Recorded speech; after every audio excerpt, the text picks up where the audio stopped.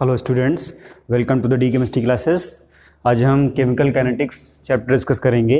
तो सबसे पहले इसमें आपको हम ये बता दें, ये जो आपका चैप्टर है इसमें हम रिएक्शन के रेट, ऑर्डर एंड मॉलिक्यूलरिटी के बारे में स्टडी करते हैं। तो यहाँ सबसे पहले हम रेट ऑफ रिएक्शन को डिस्कस करेंगे। तो आइए देखते हैं रेट ऑफ रिएक्शन क्या होता है।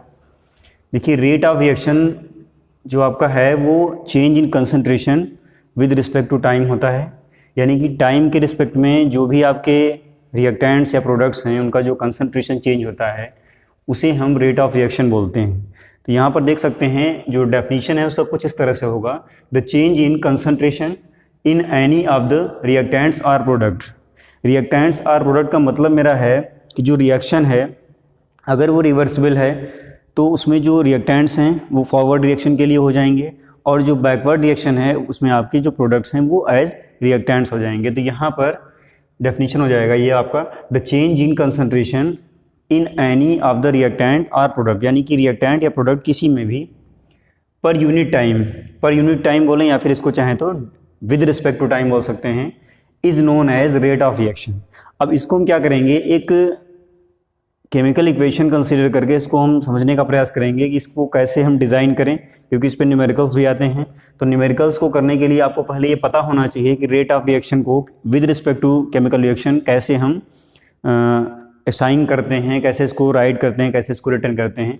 तो सबसे पहले हम क्या करेंगे, एक रिएक्शन लेते हैं। ये आपका रिएक्शन है N1A plus N2B gives M1C plus M2D। यहाँ पर जो A और B हैं ये आपके रिएक्टेंट्स हैं, C एंड D आपके प्रोडक्ट हैं। यहाँ पर N1 और N2 जो हैं आपके, इनको हम यहाँ पर मेंशन किए दे रहे हैं। N1 एंड N2 जो हैं आपके वो बता देते हैं आपको ऐसे ही। N1 जो है आपका वो नंबर ऑफ मोल्स है किसका, A का। N2 जो है वो नंबर ऑफ मोल्स है B का। ऐसे ही M1 आपका नंबर ऑफ मोल्स है प्रोडक्ट C का, ठीक है। M2 जो है number of moles of product D, यानी कि जो N1 N2 और M1 M2 इसमें टर्म्स यूज हुए हैं वो आपके नंबर ऑफ मोल्स हैं। तो अब इसमें हम जानेंगे कि जो आपका रेट ऑफ रिएक्शन है उसको किन टर्म्स में हम पढ़ते हैं, स्टडी करते हैं। यहाँ पर आपके पास दो टर्म्स हैं, एक होता है रेट ऑफ अपीयरेंस, दूसरा होता है रेट ऑफ डिसअपीयरेंस। तो यहाँ पर देखिए सबसे पहला है आपका रेट ऑफ डिसअपीयरेंस, ठीक है। रेट ऑफ डिसअपीयरेंस केवल उस केस में आप लिखते हैं जिसमें आपका प्रोडक्ट रिएक्टेंट इन्वॉल्व होता है, क्योंकि रिएक्टेंट जो होते हैं वो ड्यूरिंग रिएक्शन क्या होते हैं, फिनिश होते जाते हैं, यूज़ होते जाते हैं, और उनका जो अमाउंट है वो क्या होता रहता है, डिसअपीयर होता रहता है, धीरे धीरे समय के साथ में वो प्रोडक्ट में कन्वर्ट होते रहते हैं। तो यहाँ पर जब भी आप रेट ऑफ रिएक्शन को रेट ऑफ डिसअपीयरेंस के टर्म्स में लिखेंगे तो यहाँ हमेशा ध्यान रखिएगा जो आपके टर्म्स होंगे, जो भी आपके एक्सप्रेशन होंगे वो विद रिस्पेक्ट टू रिएक्टेंट्स होंगे, क्योंकि ड्यूरिंग द रिएक्शन रिएक्टेंट्स आपके क्या होते हैं, डिसअपीयर होते रहते हैं और प्रोडक्ट आपके अपीयर होते रहते हैं। तो यहाँ पर हो जाएगा rate of disappearance is equal to -1/N1। देखिए डिसअपीयरेंस है इसलिए यहाँ पर माइनस साइन के साथ मेंशन करेंगे, ध्यान रखिएगा। डिसअपीयरेंस को माइनस साइन के साथ और अपीयरेंस को प्लस साइन के साथ मेंशन किया जाता है। तो हो जाएगा rate of disappearance is equal to -1/N1 delta molar concentration of A. यहाँ पर जो स्क्वायर ब्रैकेट यूज किया गया है इसका मतलब है मोलर कंसंट्रेशन ऑफ ए, नीचे है आपका डेल्टा टी, ठीक है। तो डेल्टा टी का मतलब है टाइम इंटरवल, ठीक है। एक पर्टिकुलर टाइम इंटरवल में कितना आपका जो मोलर कंसंट्रेशन है ए का वो चेंज हुआ है। तो यहाँ आपका जो पहला रेट ऑफ डिसअपीयरेंस है in terms of reactant A वो हो जाएगा -1/N1। यहाँ पर ध्यान रखिएगा N1 आपका नंबर ऑफ मोल्स है, -1/N1 delta molar concentration of A upon delta T. ऐसे ही इसी के सिमिलर वे में आपका जो बी है रिएक्टेंट उसको भी हम ऐसे लिखेंगे -1/N2 delta molar concentration of B upon delta T, ठीक है। यहाँ पर भी जो आपका है मोलर कंसंट्रेशन बी है, यहाँ पर स्क्वायर ब्रैकेट जो है मोलर कंसंट्रेशन को रिप्रेजेंट करता है। तो ये आपका हो गया रेट ऑफ डिसअपीयरेंस। अब हम बात करेंगे रेट ऑफ अपीयरेंस की। तो यहाँ पर देखिए रेट ऑफ अपीयरेंस जब भी हम लिखेंगे, इक्वेशन लिखेंगे या फिर एक मैथमेटिकल एक्सप्रेशन हम बनाएंगे तो उसमें हमेशा ध्यान रखिएगा जो अपीयरेंस वाली बात अगर हम करेंगे तो वहाँ पर केवल आपके प्रोडक्ट ही आने चाहिए, रिएक्टेंट्स की वहाँ पर कोई भी डिस्कशन नहीं होनी चाहिए। तो यहाँ पर केवल आपके प्रोडक्ट्स के मोलर कंसंट्रेशन इन्वॉल्व होंगे। और अभी हमने आपको बताया था कि डिसअपीयरेंस के केस में माइनस साइन के साथ में लिखा जाता है रेट, और जो आपका अपीयरेंस होता है उसमें आपका पॉजिटिव साइन के साथ लिखा जाता है। तो यहाँ पर हो जाएगा +1/m1 delta molar concentration of C आपका क्या है, प्रोडक्ट है, m1 आपका number of moles of C है, delta molar concentration of C upon delta T is equal to +1/m2 delta molar concentration of D upon delta T. तो यहाँ पर देखिए जो स्क्वायर ब्रैकेट्स हमने यूज किए हैं इन सभी का मतलब है मोलर कंसंट्रेशन, ठीक है। और अगर सी के साथ यूज हुआ है तो मोलर कंसंट्रेशन ऑफ सी है, मोलर कंसंट्रेशन ऑफ डी है, यहाँ पर मोलर कंसंट्रेशन ऑफ बी है, और ये आपका मोलर कंसंट्रेशन ऑफ ए है। तो ये जो आपका रेट ऑफ रिएक्शन है वो उसके दो तरीके हैं रिप्रेजेंट करने के। एक तो आपका हो सकता है रेट ऑफ डिसअपीयरेंस, दूसरा हो सकता है rate of appearance. Rate of disappearance में केवल आपके रिएक्टेंट्स के मोलर कंसंट्रेशन आते हैं, क्योंकि ड्यूरिंग द रिएक्शन आपके जो रिएक्टेंट्स हैं वो डिसअपीयर होते रहते हैं, डिसअपीयर हो जाते हैं धीरे धीरे। एंड जो आपका रेट ऑफ अपीयरेंस है वो केवल आपका प्रोडक्ट के मोलर कंसंट्रेशन के टर्म्स में रिप्रेजेंट किया जाता है। यहाँ पर एक चीज़ और भी बता दें, फिर से रिपीट कर देते हैं। रेट ऑफ डिसअपीयरेंस में माइनस साइन के साथ दिखाते हैं, और रेट ऑफ अपीयरेंस जो है आपका वो पॉजिटिव साइन के साथ दिखाया जाता है। नेक्स्ट आपका एक कॉन्सेप्चुअल पॉइंट है इसमें कि जो आपके रेट ऑफ अपीयरेंस और रेट ऑफ डिसअपीयरेंस होते हैं अकॉर्डिंग टू केमिकल काइनेटिक्स ये दोनों आपके इक्वल होते हैं। तो कभी कभी क्या होता है, ये जो आपका कॉन्सेप्ट है ये न्यूमेरिकल्स में वर्क करता है, तो इसलिए यहाँ पर इसको भी ध्यान रखना जरूरी है। मैं इसको इनक्लोज किए जा रहा हूँ रेक्टेंगल में। ये जो है आपका rate of appearance, rate of disappearance दोनों सेम होते हैं। कभी कभी क्या होता है, रेट ऑफ अपीयरेंस आपको गिवन होता है और आपसे रेट ऑफ डिसअपीयरेंस के बारे में पूछ लेता है, ठीक है। तो आपको क्या करना है, ये जितनी भी इक्वेशंस हैं वो सारी की सारी इक्वल आएंगी। तो यहाँ पर देख सकते हैं, इसको ऐसे लिख सकते हैं, rate of reaction, rate of reaction is equal to, सारी इक्वेशंस को इक्वल लिख सकते हैं, 1/n1 delta molar concentration of A upon delta T is equal to -1/n2 delta molar concentration of B upon delta T is equal to +1/m1 delta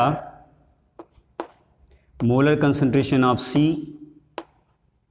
upon delta T is equal to +1/m2 delta molar concentration of D upon T. तो ये कहने का मतलब मेरा है कि जो rate of reaction है वो जितनी भी आपने रेट ऑफ अपीयरेंस और डिसअपीयरेंस के टर्म्स में जो इक्वेशंस लिखी हुई हैं ये सारी की सारी एक दूसरे के इक्वल आती हैं। तो इसको नोट कर लीजिए या इसका स्क्रीनशॉट ले लीजिए ताकि इसका नोट्स बना सकें।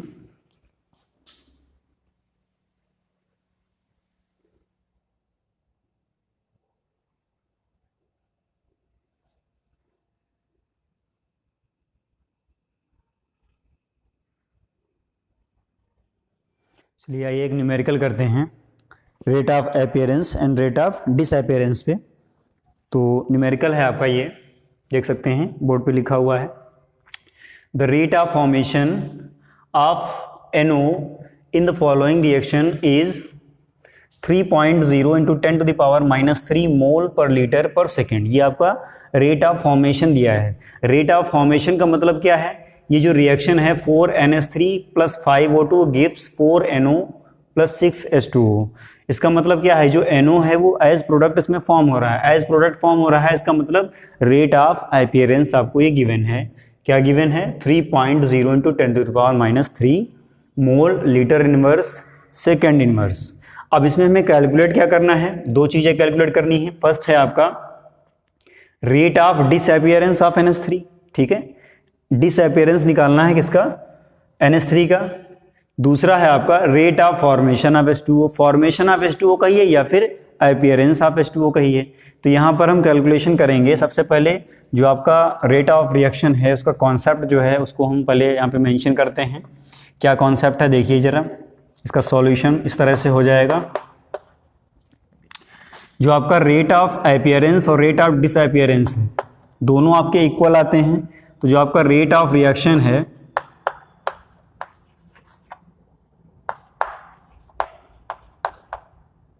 वो क्या क्या हो सकता है देखते हैं यहाँ पे। देखिए रिएक्टेंट्स के टर्म्स में चलेंगे तो -1/4 delta molar concentration of NH3 upon delta T, ठीक है, equal to -1/5 delta O2 molar concentration of O2 upon delta T। ये आपका हो गया।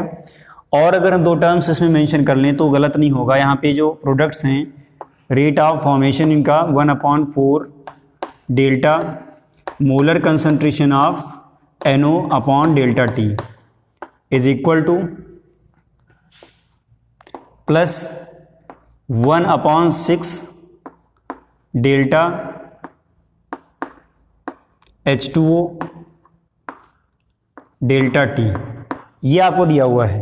अब इसका हम यूज करेंगे। इसमें हमको दिया क्या है, इसने केवल बस इतना उसने दे दिया है delta NO upon delta T, क्योंकि यहाँ पे लिखा हुआ है the rate of formation of NO is 3.0 into 10⁻³ mole litre inverse second inverse. ये हमको गिवन है। इसी का हम यूज करके सारी चीज़ों को निकालेंगे। तो यहाँ पर देखिए क्या दिया हुआ है। यहाँ पे दिया हुआ है रेट ऑफ फॉर्मेशन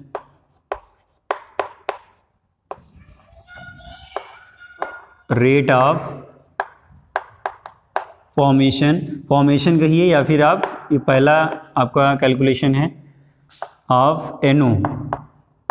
ये कितना है, ये आपका है plus 1/4 delta molar concentration of NO upon delta T।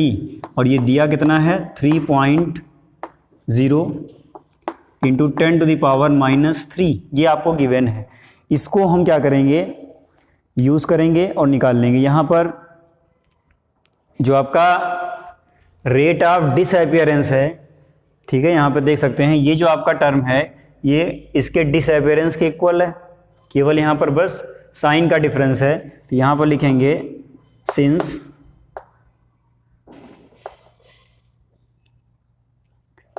Rate of disappearance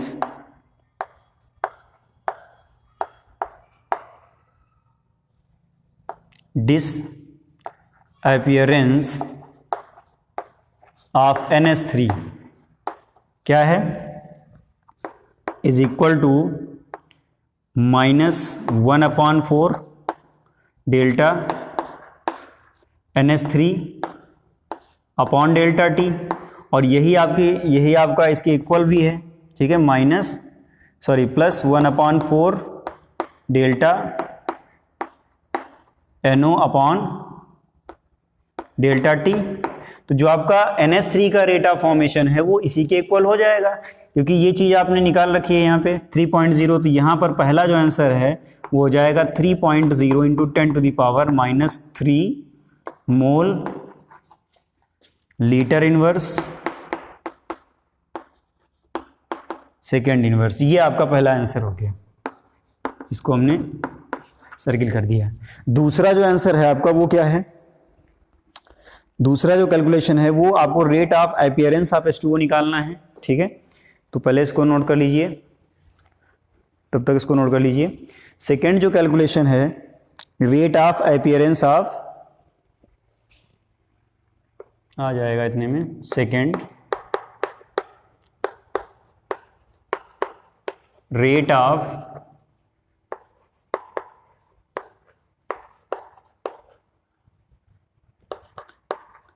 appearance of H2O, ये कितना है, ये है +1/6